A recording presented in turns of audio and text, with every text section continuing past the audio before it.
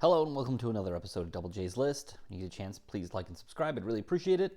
We have some breaking news. The Acura Integra prototype was revealed tonight, and it looks pretty darn close to what it's actually going to be. It appears to have the Civic SI's powertrain, around 200 horsepower. It's 1.5 liter turbo with an available 6-speed manual, they're saying. So that sounds good. It looks like it's going to be a 5-door hatchback.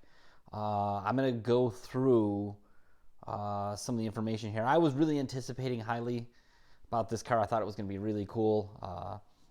I've had some relatives with and friends with Integras in the past. Always really liked Integras. Always thought they were really cool. I mean, they were always Civic based, but Acura did a lot of things to them to make them really, really neat and compelling front-wheel drive, just a little beyond an economy car, So, from what we're seeing, I'm going to go through the pictures in the order that they're on Acura's press website and post them up here and start giving my feedback. The first one, interestingly, starts from the back quarter of the car.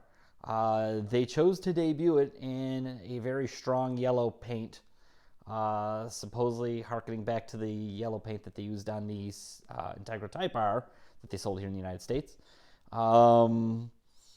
They slapped a huge sticker on the side that says Integra. Normally I love cheesy graphics from car manufacturers. I'm not sure if this is sitting well with me yet. Maybe it'll grow on me. But to me, it looks too kind of big and chunky to be an Integra. Integras were always kind of a small, cool-looking hatchback, or even the sedan version and the last version of the Integra. Something looked kind of svelte about it, and this car doesn't look that to me. The next shot's like a head-on. It's got some cool looking headlights, but everybody's got cool looking headlights now. And even my little Chevy Bolt's got cool looking headlights. Standard Acura grille. Nothing too offensive or anything crazy there. Next is a rolling shot of the other rear quarter. Looks better moving. Maybe I'll start liking that decal on the side. I'm not sure. For some reason, the inside of the tailpipes appear to be yellow. I don't know if that'll stick around for the actual production model. That's a choice. Moving on, then they go to a much closer shot of the headlight.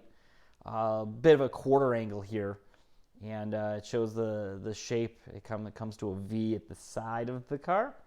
It looks good. That's a good looking headlight.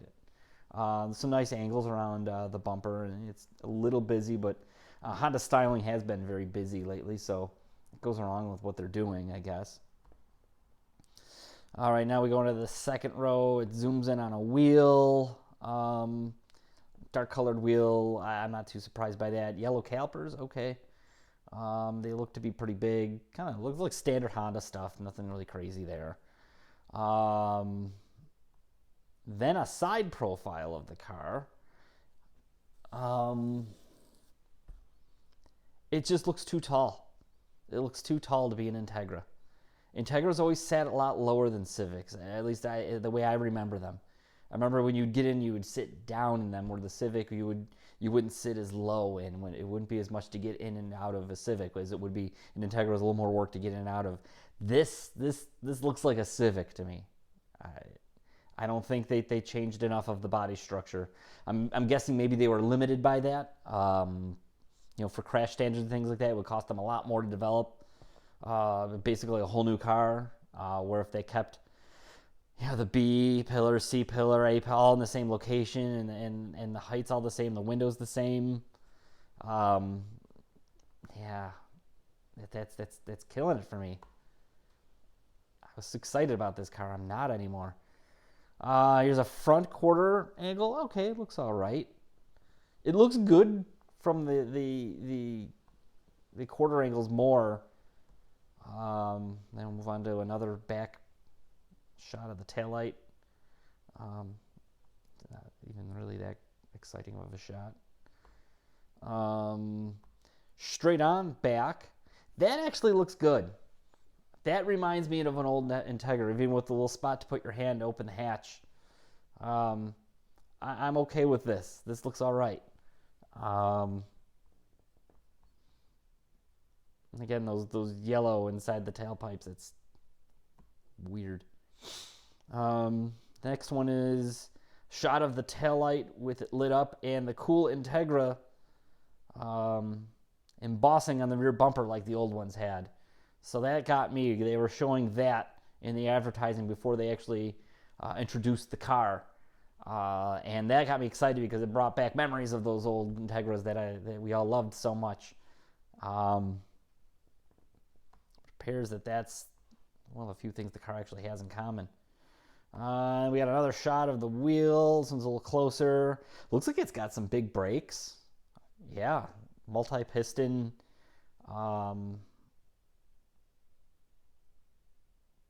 Yeah, that looks actually good. So maybe there's some hope there. Then we have another shot of the very rear quarter, but from the side. You can see the taillight's got kind of a bright light up at the top for the side marker. I guess it looks good. And then we've got one more shot of that headlight. The way they've lit this, it makes the car look shorter and wider, which is what you'd expect the Integra to be. This is just looks like some play with photography. So anyway, I'll go back. Yeah, in conclusion, I'm disappointed, I think. Maybe this thing will drive unbelievably well. And I'm thinking maybe they went with the Civic platform, not just because of the ease of making it and getting it to meet all the safety standards and things like that inexpensively, but they also did it as the fans of these cars now are in their 40s, probably have kids, might have to haul around. And yes, the taller, bigger car would be easier to haul the kids around in, but I'm not sure just by the looks of it that this is an actual Integra. I think it's just by name. We'll have to see how it drives. We'll have to see how it comes up. We'll see some reviews. And yeah, we'll take a look. Thanks for watching. Like and subscribe if you can. Thank you.